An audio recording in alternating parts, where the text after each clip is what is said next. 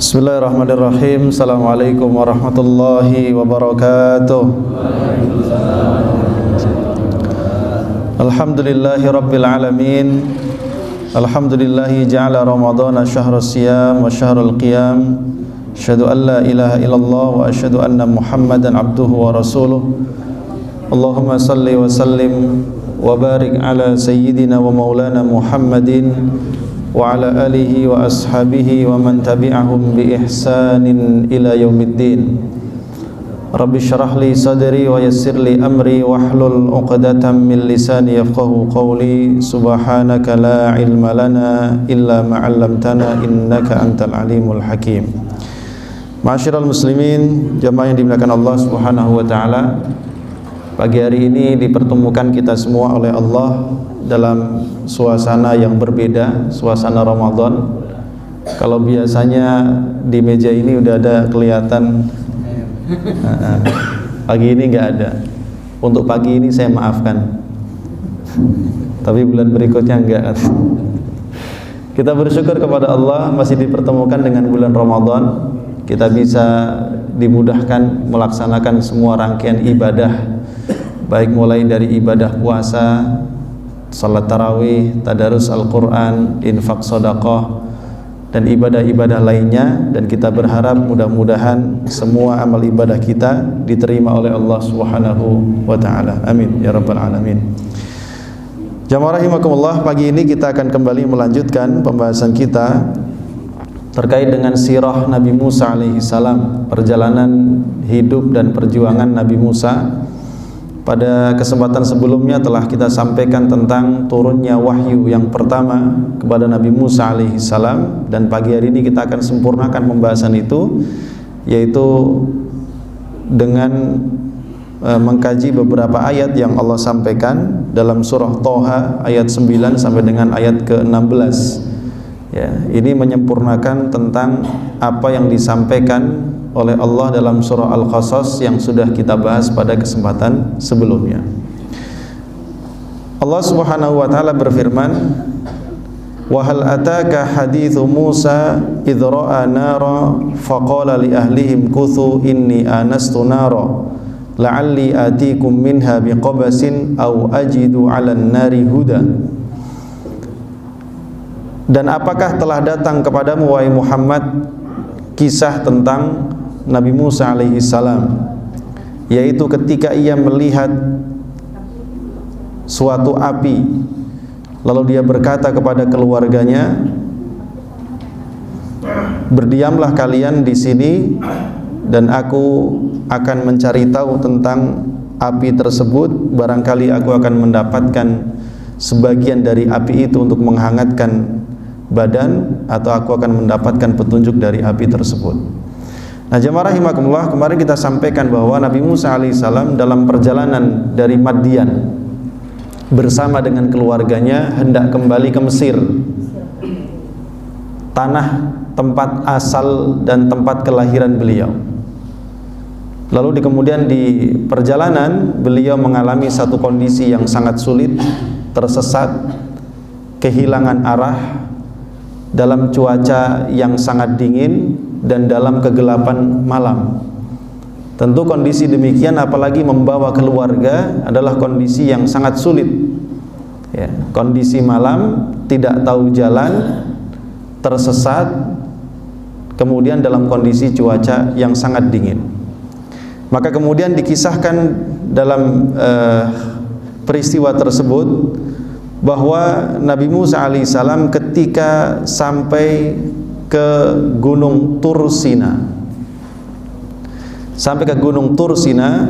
maka beliau melihat ada secercah cahaya yang datang dari salah satu sisi Gunung Tursina tersebut.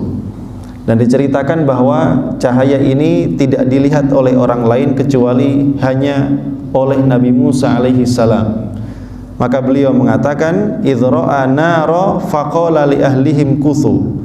Maka beliau berkata kepada keluarganya ketika melihat api itu, "Diamlah kalian di tempat ini, inni anastu nara." Aku akan mencari tahu, aku akan mendekati sumber cahaya itu, barangkali aku akan mendapatkan dua hal. Yang pertama, mendapatkan atau meminta sebagian dari api itu untuk digunakan sebagai penghangat tubuh, atau mendapatkan petunjuk dari orang yang barangkali ada di sumber cahaya tersebut. Karena kalau ada api, mestinya ada orangnya, ya, mestinya begitu. Sehingga kalau beliau mendekati api itu berharap akan bertemu dengan seseorang, kemudian bisa ditanya tentang petunjuk jalan atau tentang arah perjalanan yang dapat mengantarkan beliau kepada tujuannya, yaitu negeri Mesir. Nah, kemudian jamaah rahimakumullah, ketika dalam kondisi demikian, falamma ataha, ketika Nabi Musa mendatangi sumber api tersebut, nudia, yang beliau dapati justru beliau dipanggil namanya, ya Musa, wahai Musa. Ya, beliau berada di sebelah sisi kanan, seperti yang sudah kita sampaikan pada pertemuan sebelumnya, sebelah sisi kanan bukit tersebut, kemudian mendekat kepada sebuah pohon, ya, yang di situ disebut sebagai fil buq'atil mubarakah, ya, di sejengkal tanah yang diberkahi. Disitulah beliau mendapati api itu, dan ketika beliau mendekat, maka ada suara yang memanggil beliau. Tidak tahu dari mana sumber arah suara, tidak diketahui siapa yang berbicara, tetapi suara itu sangat jelas memanggil, ya Musa, wahai Musa. Kemudian suara itu melanjutkan, inni ana rabbuka fakhla' na'laika. Ini sesungguhnya aku, ana rabbuka, akulah Tuhanmu, fakhla', maka lepaskanlah, na'laika, kedua sendalmu. Innaka bil wadil muqaddasi tuwa, sesungguhnya engkau berada di satu lembah yang disucikan, di bukit yang bernama Tuwa. Ya, jadi jelas yang berbicara adalah Allah Subhanahu wa ta'ala. Inni ana rabbuka, sesungguhnya aku adalah Tuhanmu. Ya. Maka tersingkaplah identitas suara yang memanggilnya, yang tidak lain adalah Tuhannya sendiri. Nah, ma'asyiral muslimin jamaah rahimakumullah.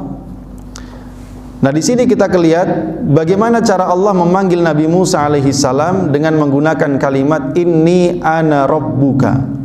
Karena Nabi Musa memang memiliki keutamaan, yaitu beliau mendapat gelar kalimullah, nabi yang diajak berbicara secara langsung dengan Allah Subhanahu wa ta'ala. Ya. Sama seperti Nabi kita Rasulullah sallallahu alaihi wasallam pernah juga berbicara secara langsung dengan Allah dalam peristiwa Mi'raj. Ya, bukan Isra'nya tapi Mi'rajnya, ketika beliau naik ke langit, di atas langit ketujuh. Nah, di sini jamaah rahimakumullah, Allah Subhanahu wa taala memberikan kemuliaan kepada Nabi Musa alaihissalam karena tidak semua orang mendapatkan kesempatan bisa berbicara langsung dengan Nabi Musa. Bahkan tidak semua nabi, tidak semua rasul. Ini menunjukkan tingginya derajat dan posisi kemuliaan Nabi Musa alaihissalam di sisi Allah Subhanahu wa taala. Dan Allah menggunakan kalimat inni ana rabbuka, akulah Tuhanmu.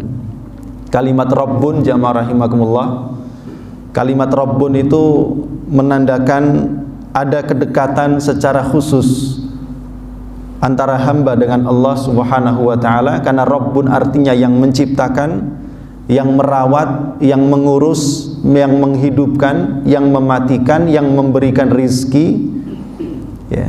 Sehingga ketika disebutkan inni ana rabbuka, seolah-olah dikatakan kepada Nabi Musa, akulah Tuhanmu yang mengurus seluruh urusan hidupmu.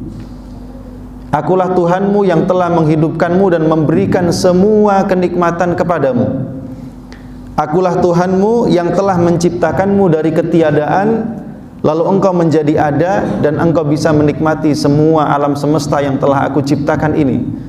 Dan akulah Tuhanmu yang malam hari ini memberikan kepadamu sebuah kemuliaan karena aku berbicara langsung denganmu.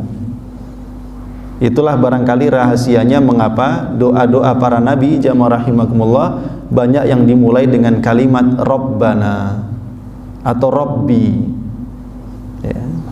Karena ada unsur-unsur kedekatan yang khusus antara seorang hamba dengan Allah Subhanahu wa ta'ala, ya. Maka ini juga menjadi sebuah pesan penting untuk kita, ya, bahwa ketika kita memanggil dengan kalimat Rabbi, ya Rabbi, ya, maka ini menjadi salah satu unsur yang insya Allah memudahkan terkabulnya doa-doa kita yang kita panjatkan kepada Allah Subhanahu wa ta'ala, ya. Rabbi habli minas salihin, Rabbana atina fid dunya hasanah, ya, dan seterusnya, ya.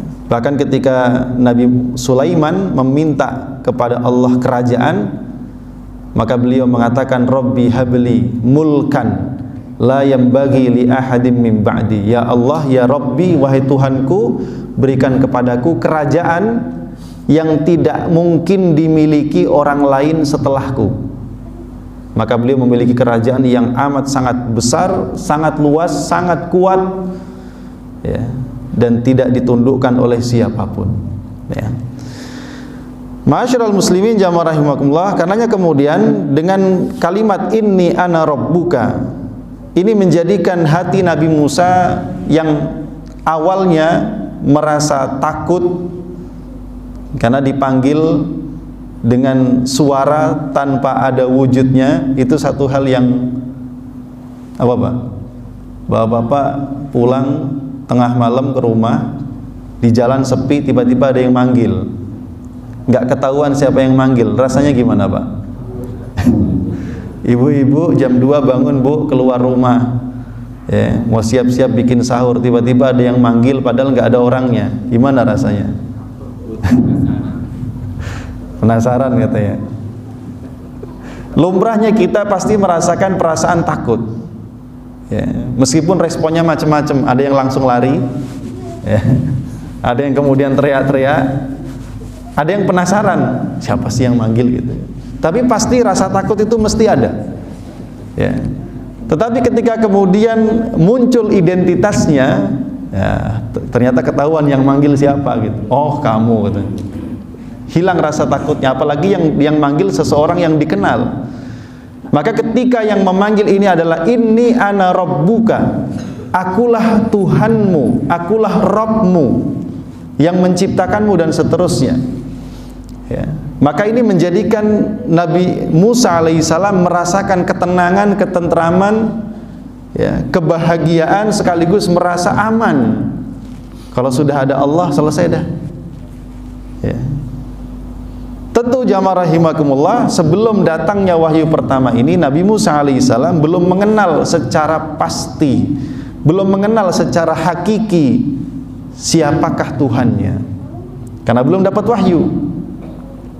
Maka disinilah Allah Subhanahu wa ta'ala memperkenalkan tentang dirinya kepada beliau, ya, sehingga kemudian Nabi Musa ini memahami bahwa yang selama ini menjadikan hatinya tentram dan kemudian menjaga seluruh urusan hidupnya adalah Tuhannya, yaitu Allah Subhanahu wa ta'ala, ya. Maka kemudian disebutkan dalam kalimat berikutnya, fakhla' na'laika. Allah mengajarkan terlebih dahulu adabnya, bagaimana bersikap dan beradab kepada Allah Subhanahu wa ta'ala. Fakhla' na'laik, lepaskanlah kedua sendalmu. Innaka bil wadil muqaddasi tuwa, karena engkau berada di satu tempat lembah yang disucikan yang bernama Tuwa. Nah, melepaskan sendal ini bagian daripada ketawaduan, ya, kemudian menunjukkan perasaan hormat dan ta'zim terhadap tempat yang disucikan. Fakhla' na'laika hatta la tafsila jismuka an turbati hadzal makanil muqaddas at-tahir. Lepaskanlah kedua sendalmu sehingga tidak ada yang menghalangi kakimu, tubuhmu dari tanah yang berada di tempat yang disucikan ini, sehingga sendal itu tidak menjadi penghalang, ya. Qala Syekhul Azhar Ad-Doktor Abdul Halim Mahmud rahimahullahu ta'ala, Syekhul Azhar, pemimpin Al-Azhar zaman dulu, ada namanya Syekh Dr. Abdul Halim Mahmud. Beliau mengatakan, innahu khal'un haqiqiyun lin na'lain walakinnal kalimatu tushiru ila ikhla'il adna. Bahwa perintah melepaskan sendal itu memang secara hakikatnya perintah melepas sendal. Sendalnya harus dilepas. Tapi itu juga menunjukkan satu isyarat untuk melepaskan semua sifat-sifat rendah, sifat-sifat buruk, ya. Karena sifat yang buruk dan sifat-sifat yang rendah itu menghalangi manusia untuk naik kepada level yang tinggi, naik kepada derajat yang tinggi di sisi Allah Subhanahu wa ta'ala. Sebagaimana kita berada di bulan Ramadan, Allah perintahkan kita tidak hanya meninggalkan yang haram, tidak hanya meninggalkan yang makruh, tidak hanya meninggalkan yang syubhat, bahkan yang halal pun diperintahkan untuk meninggalkannya. Dari terbit fajar sampai terbenam matahari, kita tidak berani makan, tidak berani minum, ya, tidak berani menyentuh istri atau suami sendiri, ya, karena Allah melarangnya. Meskipun semua itu milik kita sendiri dan halal. Ya. Mengapa demikian? Supaya jiwa kita ini bersih, supaya jiwa kita ini, hati kita ini kemudian menjadi suci, sehingga pantas untuk dinaikkan level menjadi level al-muttaqin. Karenanya kebiasaan orang-orang soleh itu adalah berpuasa. Puasanya tidak cuma di bulan Ramadan, tapi juga berpuasa di luar bulan Ramadan. Sebagaimana juga yang dicontohkan oleh Rasulullah Sallallahu Alaihi Wasallam untuk melepaskan semua sifat-sifat buruk. Karenanya level puasa itu bermacam-macam. Ada level puasanya orang awam yang hanya cukup menjaga perut, ya, dan menjaga kemaluan dari hal-hal yang membatalkan. Asal nggak makan, nggak minum, tidak bergaul di siang hari Ramadan dengan istri atau dengan suami, ya, maka cukup, selesai. Ya, tapi dia tidak mempuasakan matanya, tidak mempuasakan telinganya, tidak mempuasakan tangannya, tidak mempuasakan lisannya, tidak mempuasakan kakinya. Ya, semua anggota tubuhnya masih terbiasa melakukan hal-hal yang dilarang oleh Allah. Ini puasa level paling rendah, Pak, puasa awam. Ya. Maka kemudian kita diingatkan oleh Rasulullah Sallallahu Alaihi Wasallam, Allah tidak butuh kalian meninggalkan makan dan minum kalau kalian tidak mampu meninggalkan perkataan dusta, perbuatan bodoh, ya, dan perbuatan-perbuatan dosa yang lainnya. Maka orang yang berpuasa di bulan Ramadan itu tidak hanya sekedar menahan diri dari makan, minum, dan syahwat, tapi juga menahan pandangan dari melihat yang haram, menahan telinga dari mendengar yang haram, menahan lisan dari perkataan-perkataan yang buruk dan yang dilarang, menahan tangan dari kezaliman, menahan kaki dari berjalan ke tempat-tempat yang buruk. Itu baru naik level puasa level kedua, ya. Level ketiga lebih berat lagi, karena level ketiga ini levelnya para nabi, para rasul, yaitu, ya, semua tadi dijalankan dan bertambah lagi pikirannya dan hatinya hanya fokus kepada Allah Subhanahu wa ta'ala dan tidak berharap kepada yang lainnya. Nah, ini lebih berat lagi puasanya. Jadi jamaah rahimakumullah, ikhla'na alaik, lepaskanlah sandalmu. Sama seperti ketika kita hendak masuk ke dalam masjid. Sandal itu identik dengan, ya, satu alat yang kita gunakan di kaki sebagai alas kaki yang biasanya cenderung terdapat padanya kotoran atau najis. Sehingga kita lepaskan sandal itu, artinya kita meninggalkan yang kotor, meninggalkan yang najis, kita masuk ke masjid, tempat yang suci, karena kita hendak menghadap kepada Allah, Zat yang maha suci, ya, supaya kita bisa diterima amal ibadahnya, dan ibadah kita itu bisa menaikkan derajat kita di sisi Allah Subhanahu wa ta'ala. Karenanya tidak ada gunanya seseorang yang hanya sekedar melepaskan sandalnya, tapi dia masuk ke dalam masjid dengan membawa semua pikiran-pikiran buruk tentang dunia, pikiran-pikiran buruk tentang Allah, prasangka buruk terhadap Allah. Dia membawa serta ke dalam masjid ya, segala macam kedengkian, permusuhan dalam hatinya kepada sesama kaum muslimin, bahkan sampai terbawa ke dalam sholatnya, ya, maka ini seseorang yang melakukan ibadah tetapi tidak mempersiapkan diri dengan sebaik-baiknya, maka ibadah itu tidak akan memberikan manfaat kepadanya. Karenanya orang yang demikian dalam sholatnya tidak akan pernah khusyuk, karena dia tidak siap untuk menghadap kepada Allah Subhanahu wa ta'ala. Nah, inilah adabnya. Fakhla'na alaik, lepaskanlah kedua sendalmu. Innaka bil wadil muqaddasi tuwa. Kemudian jamaah rahimakumullah, Allah Subhanahu wa ta'ala kemudian, atau disebutkan oleh Asy-Syaikh As-Sa'di dalam tafsirnya, bahwa kedatangan Nabi Musa alaihissalam kepada sumber api itu adalah untuk mencari cahaya sebagai penerang jalannya dan mencari petunjuk, yaitu mencari mana arah yang benar menuju ke negeri Mesir.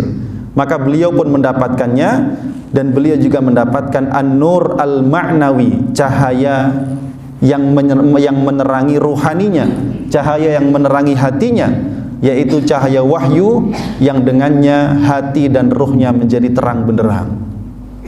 Ya, hidup ini makanya sering dikatakan orang atau Allah Subhanahu wa ta'ala memberikan perumpamaan kepada kita, ya, apakah sama antara terang dan gelap? Sama atau tidak, Pak? Terang sama gelap sama atau tidak?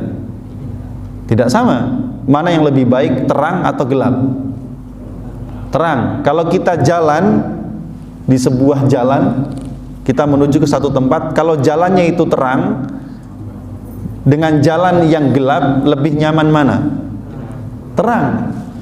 Maka orang yang berjalan di muka bumi ini dengan mengikuti semua arah dan petunjuk yang disampaikan oleh Allah Subhanahu wa ta'ala, sama dengan dia berjalan di jalan yang diterangi dengan cahaya. Maka dia tahu mana lubang-lubang di jalan yang harus dihindari, maka dia tahu tempat-tempat yang membahayakannya, maka dia bisa menghindarinya, maka dia akan sampai ke tujuan dengan selamat dan tepat pada waktunya. Tapi seseorang yang tidak mengikuti petunjuk dan arahan Allah dalam menjalani kehidupan ini, sama dengan orang yang berjalan di jalan yang gelap gulita. Ya. Apa yang terjadi? Lubang nggak kelihatan, polisi tidur nggak kelihatan, ya. Polisi bangun pun nggak kelihatan, ya. Polisi tidur ditabrak, polisi bangun ditabrak juga, ya. Bahaya.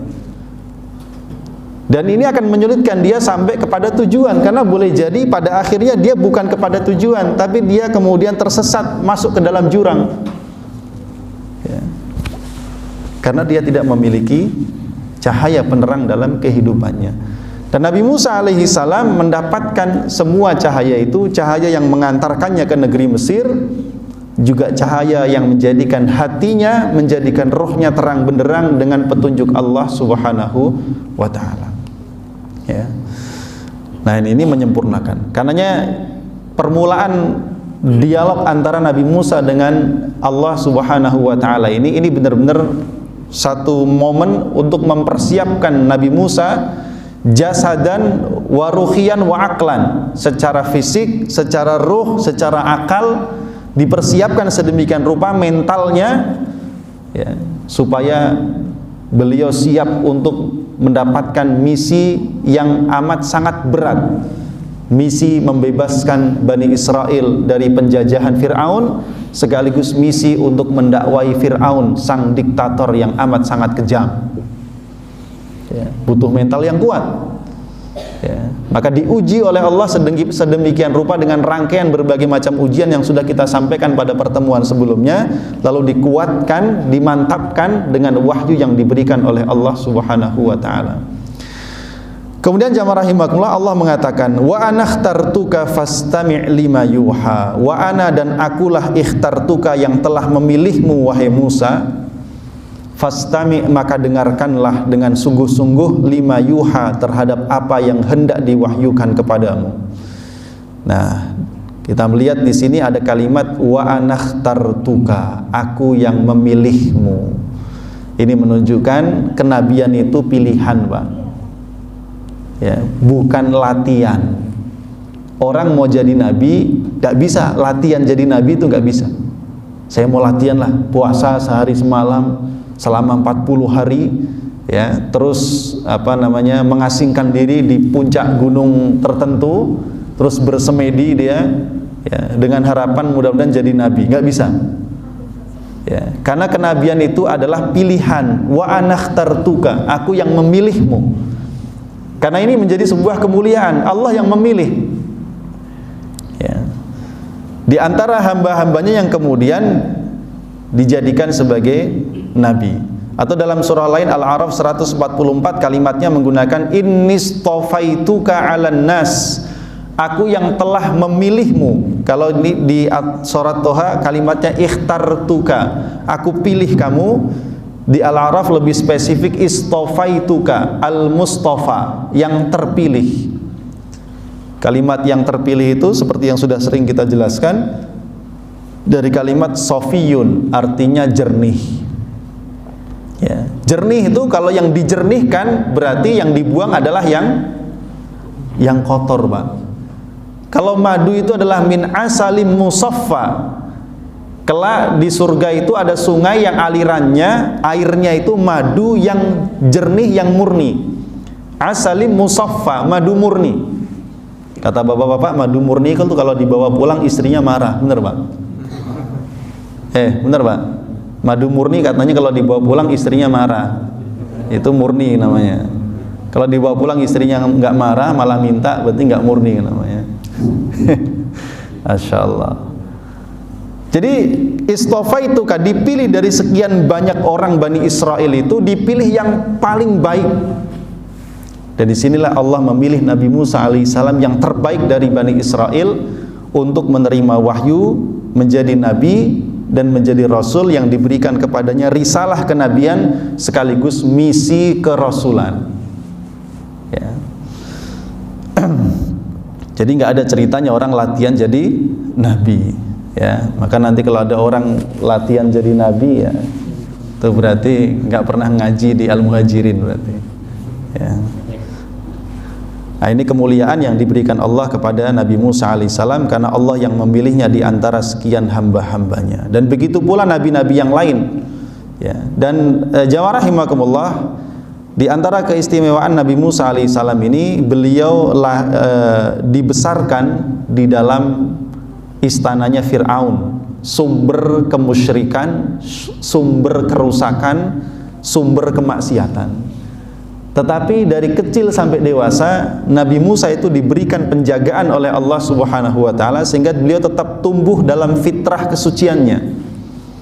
Ya, tumbuh dalam kebaikan, tumbuh di atas akhlak yang baik, tumbuh di atas pembelaan atas kebenaran, dan sedikit pun tidak terpengaruh terhadap kesyirikan yang dipraktekkan oleh Fir'aun dan pengikutnya di dalam istana itu. Padahal biasanya kalau dalam istana itu praktek-praktek begitu lebih kental, ya, karena dia sumbernya di situ, sumber kerusakan dan lain sebagainya. Tapi begitulah Allah memberikan penjagaan kepada Nabi Musa alaihissalam. Ya. Fastami' lima yuha, maka dengarkanlah apa yang hendak diwahyukan kepadamu. Nah, ini pesan-pesan ini jamaah rahimakumullah hendaknya kita tangkap sebagai sebuah pesan yang penting untuk kita, bahwa pertama kita butuh untuk dekat dengan Allah, merasakan kehadiran Allah. Ini ana rabbuka, akulah Tuhanmu. Ya.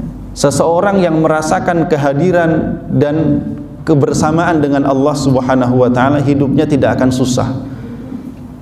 Hidupnya tidak akan sulit. Hidupnya tidak akan merasakan kesedihan. Ya. Ala inna awliya Allahi la khaufun alaihim walahum yahzanun. Dia tidak akan merasa takut, merasa khawatir, dan tidak pula merasa sedih. Ya. Kalau orang itu selalu merasa sedih dengan kesedihan yang amat sangat, ya, maka yang perlu dikoreksi adalah kedekatannya dengan Allah Subhanahu wa taala.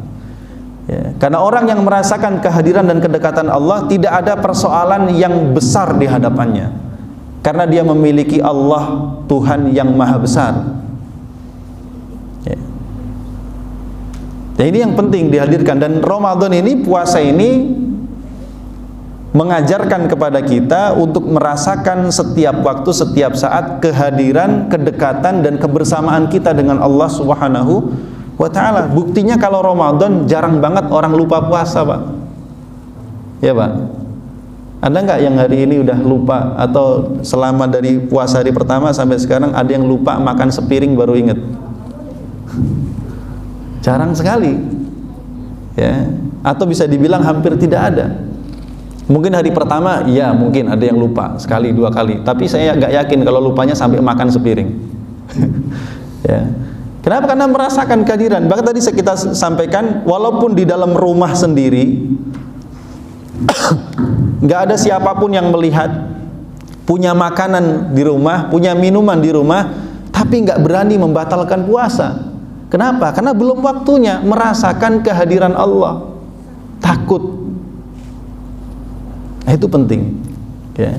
Maka ini bisa kita jadikan pelajaran dalam hidup kita. Kemudian setelah kita merasakan kedekatan dan kebersamaan dengan Allah, maka pada akhirnya kita pun akhirnya menjaga adab, menjaga akhlak dan etika kita kepada Allah Subhanahu wa ta'ala.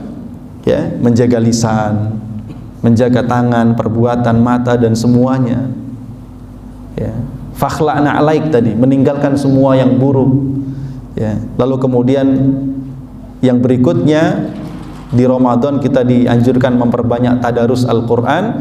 Fastami' lima yuha. Ketahuilah kita ini yang dipilih oleh Allah, diberikan hidayah iman dan Islam. Kita dipilih oleh Allah, dimudahkan menjalankan ibadah, ibadah puasa, ibadah sholat 5 waktu dan semua ibadah lainnya. Allah pilih kita. Karena banyak di antara orang-orang yang mengaku sebagai muslim atau muslimah tapi tidak mampu dia berpuasa, atau lebih tepatnya tidak mau berpuasa, tidak mau sholat, tidak mau menjalankan perintah Allah. Kenapa? Berarti Allah tidak pilih mereka, karena mereka lebih memilih kepada jalan yang lain daripada jalan yang dipilihkan oleh Allah Subhanahu wa ta'ala. Karenanya kalau kita sudah menjadi hamba-hamba pilihan Allah, meskipun bukan menjadi nabi dan rasul, tapi dipilih Allah sebagai seorang yang muslim, seorang yang beriman, maka fastami' lima yuha, maka dengarkanlah apa yang diwahyukan kepadamu. Ya. Kita nggak mungkin dapat wahyu, Pak, tapi di hadapan kita ada wahyu, yaitu kitab suci Al-Quran. Al-Quran itu wahyu. Maka ketika kita membaca Al-Quran seperti yang diperintahkan kepada Nabi Musa, fastami', beda dengan kalimat fasma'. Dengarkanlah itu bahasa Arabnya fasma', nggak pakai ta. Kalau fastami' ada taknya, ini ada penekanan. Dengarkanlah dengan fokus, diam, dan jangan sibukkan dengan urusan yang lain. Satu saja yang menjadi fokusnya, yaitu mendengarkan apa yang disampaikan oleh Allah. Itu namanya insat atau istami'. Ya. Di dalam Al-Quran, ketika menyebutkan tentang ciri-ciri ulul albab, kan kita sering dengar kalimat ulul albab. Nah, di antara cirinya ulul albab itu adalah alladzina yastami'unal qawla. Yastami'una. Ya, nggak boleh minta air ya. Ya. Ciri ulul albab itu alladzina yastami'una, orang-orang yang mendengarkan al-qawla, perkataan, fayattabi'una ahsanah, lalu dia ikuti yang terbaik. Ulul albab. Kalimatnya yastami' sama dengan kalimat istami'. Ketika juga ada perintah wa idza quri'al qur'anu, dan apabila dibacakan Al-Qur'an, apa sikap kita?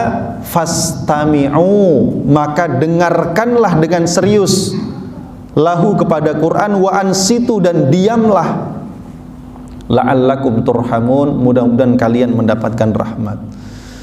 Jadi kalimat istami' itu mendengarkan dengan kehadiran hati, kehadiran akal, dan tidak menyibukkan seluruh anggota tubuh dengan yang lain. Ibaratnya kalau bapak ibu ngaji, serius dengerin ustadz yang ngomong. Tuh.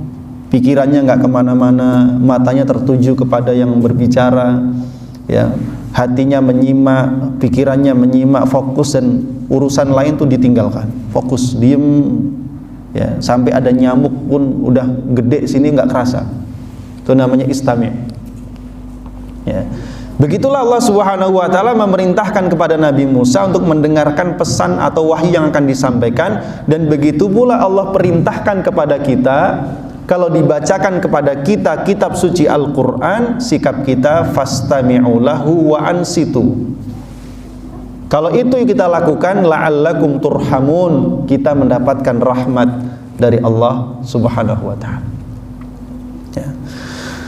Dari Wahab bin Munabbih, beliau mengatakan min adabil istima', di antara adab mendengarkan adalah sukunul jawarih, tenangnya seluruh anggota badan, tenang, diam.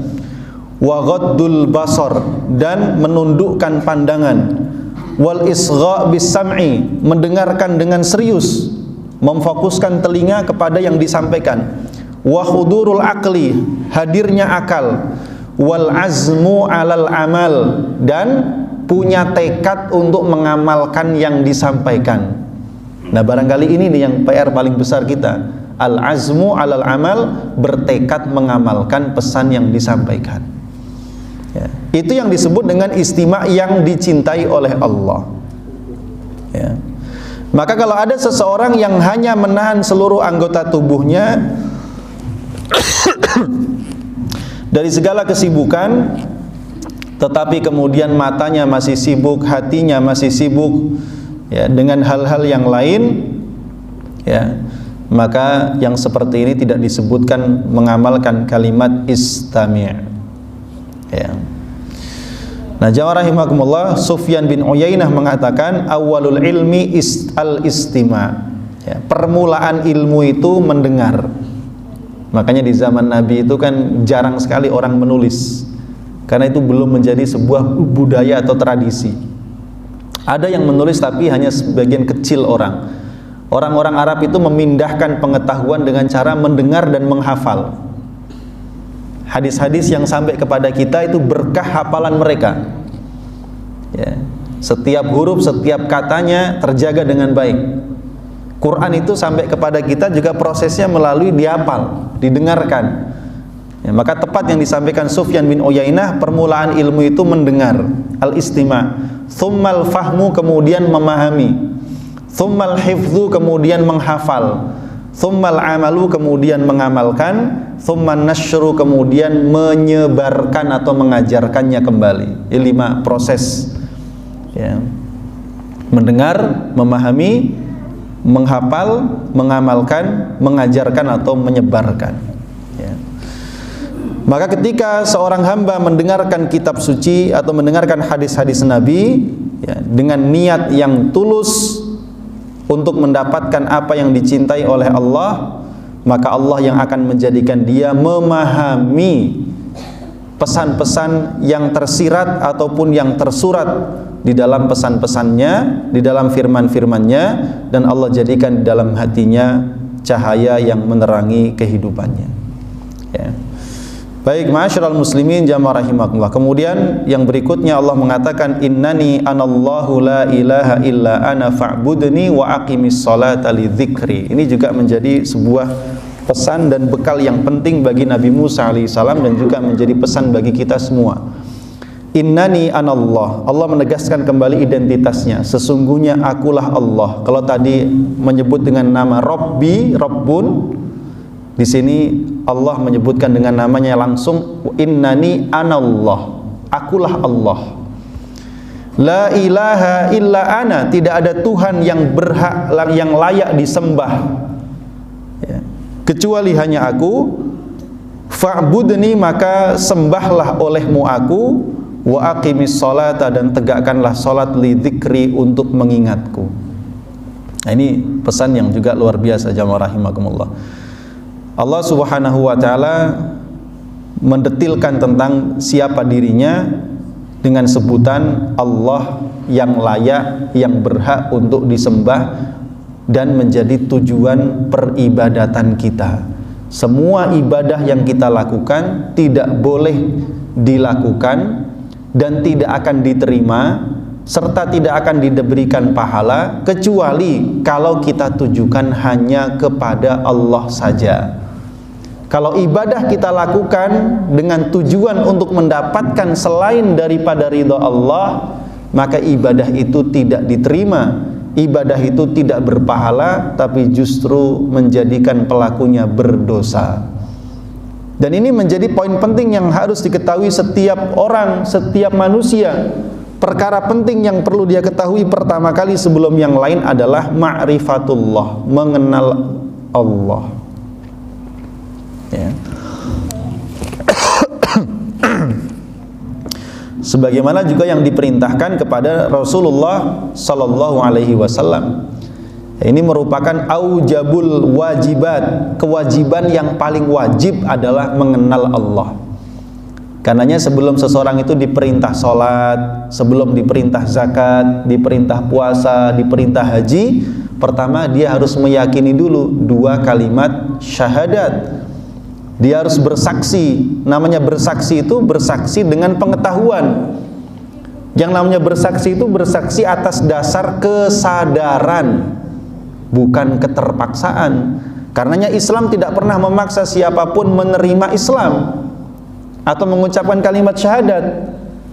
Karenanya sejak awal dakwah Rasulullah SAW, meskipun Rasul ditawari kekuasaan, ya, dan beliau dengan kekuasaan itu harusnya kalau beliau terima, beliau bisa memaksa orang dengan kekuasaannya supaya orang itu masuk Islam. Tapi Rasul tidak memilihnya. Kenapa? Karena Allah menginginkan agar orang yang masuk Islam itu dia masuk Islam dengan kesadaran, dengan pengetahuan, maka dia akan menjadi seorang muslim yang baik. Ya. Di dalam masa perjanjian Hudaybiyah, setelah ditetapkan perjanjian gencatan senjata selama 10 tahun, ya, sehingga di situ orang Islam yang di Mekah bebas beribadah, tidak diganggu. Ya, orang mau masuk Islam juga tidak dilarang. Orang membicarakan Islam tidak ditentang. Maka dalam kurun waktu baru 2 tahun yang masuk Islam saat itu jauh lebih banyak daripada yang masuk Islam selama atau sepanjang dakwah Nabi. Nabi berdakwah 13 tahun di Mekah plus 8 tahun di Madinah sampai Fathu Mekah. Itu yang masuk Islam selama 2 tahun tadi itu lebih banyak dibandingkan sepanjang berapa tahun tadi? 21 tahun. Kenapa? Karena setiap orang yang di masa perjanjian itu mereka berbicara tentang Islam, bertukar pikiran tentang Islam, ya, dikatakan bahwa tidaklah seorang pun yang berbicara atau bertukar pikiran tentang Islam lalu kemudian dia memahami sedikit tentang konsep Islam, maka dia pasti masuk Islam. Masuk Islam dengan kesadaran. Maka ini pula yang perlu kemudian kita kuatkan dalam diri kita tentang ma'rifatullah, mengenal Allah. Dan Al-Quran jamaah rahimakumullah dari Al-Fatihah sampai An-Nas semuanya mengenalkan tentang Allah. Semuanya. Maka perhatikan, ini yang hari-hari ini banyak tadarus Quran, setiap ayat itu biasanya berkisah tentang nabi-nabi, berkisah kaum-kaum terdahulu, atau menceritakan tentang keajaiban penciptaan alam semesta. Pasti di ujung ayatnya ada alimun khabir, ya, ada ghafurur rahim, ya. Itu mengenalkan tentang Allah Subhanahu wa ta'ala. Begitu pula alam semesta ini, semuanya mengenalkan kita tentang Allah Subhanahu wa ta'ala. Maka Allah perintahkan kepada Rasulullah dalam surah Muhammad ayat 19, fa'lam annahu la ilaha illallah, maka ketahuilah bahwa sesungguhnya tidak ada Tuhan selain Allah. Wastaghfir li dzambika walil mu'minin wal mu'minat, dan mintakanlah ampunan untuk dosamu dan dosa orang-orang beriman laki-laki ataupun perempuan. Imam Al-Bukhari rahimahullah ta'ala dalam kitabnya Sahih Al-Bukhari, beliau mengutip ayat ini dan beliau kemudian berkomentar bahwa ilmu itu harus dimiliki sebelum beramal. Karena Allah perintahkan kepada Rasul, fa'lam annahu la ilaha illallah, ketahuilah bahwa ilmunya tidak ada Tuhan selain Allah. Baru diperintah beramal, wastaghfir, dan mohon ampunlah kepada Allah atas dosamu dan dosa orang-orang beriman laki-laki ataupun perempuan. Jadi ilmu sebelum amal, jamaah rahimakumullah, supaya amal kita berkualitas. Maka Allah Subhanahu wa taala mengenalkan dirinya kepada Nabi Musa alaihissalam secara khusus tentang kelayakan dan tentang hak Allah untuk disembah dan diibadahi serta ditaati oleh hamba-hambanya, dan supaya Nabi Musa dan kelak para pengikutnya tidak beribadah kepada selain Allah, atau yang lumrah disebut dengan kemusyrikan. Orang-orang Arab zaman dulu, Arab jahiliyah, kalau ditanya siapa yang menciptakan langit dan bumi, mereka jawab Allah. Tapi yang mereka sembah ada Latta, ada Uzza, ada Hubal, berhala-berhala. Ini menandakan bahwa mereka telah melakukan kemusyrikan dalam banyak hal, terutama dalam masalah peribadatan. Makanya aneh kalau ada orang Islam nanya, KTP-nya ditulis, lihat Islam, pakaiannya Muslim, kadang-kadang sholat, Ramadan ikutan puasa, apalagi kalau Lebaran paling duluan, tapi giliran kerjaan datang ke dukun, pasang sesajen, pakai susuk, pakai pengasihan. Ini semua perilaku musyrik, Pak. Terus meyakini keyakinan tatoyur, yaitu perasaan sial. Waduh, kalau saya pergi hari Minggu, bakalan celaka kalau hari Minggu, merasa sial.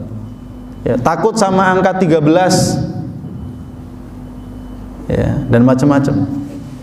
Ini perilaku musyrik, walaupun tidak sampai musyrik mengeluarkan dari Islam, karena memang levelnya masih musyrik kecil. Tetapi itu merupakan perilaku penyimpangan di dalam keyakinan dan peribadatan. Datang nyembelih sapi, nyembelih kambing, nyembelih kerbau, kepalanya ditanam. Mau apa? Mau bikin gedung pencakar langit. Lah ngapain nanam kepala kerbau? Apa hubungannya kepala kerbau sama gedung pencakar langit? Tuh. Taruh kembang 7 rupa di 4 penjuru angin, aneh-aneh pula. Jadi nggak perilaku begitu, Pak. Apakah ada perintahnya? Apakah ada tuntunannya di dalam Islam? Kalau kita memang mengakui Allah sebagai Tuhan, sebagai Rabb, sebagai Ilah, maka kita hanya tunduk patuh dan beribadah kepada Allah Subhanahu wa ta'ala, bukan kepada yang lainnya. Itu tandanya kita mengenal Allah Subhanahu wa ta'ala dan memberikan hak-hak ketuhanan kepadanya. Fa'budni, maka sembahlah aku. Karena tidak ada kebahagiaan bagi manusia dunia dan akhirat kecuali dengan beribadah kepadanya. Beribadah, perintah fa'budni, beribadahlah kepadaku, menandakan ibadah itu ada syariatnya, bukan dibuat-buat, dikarang-karang sendiri oleh manusia. Karena dalam urusan ibadah Islam itu ketat.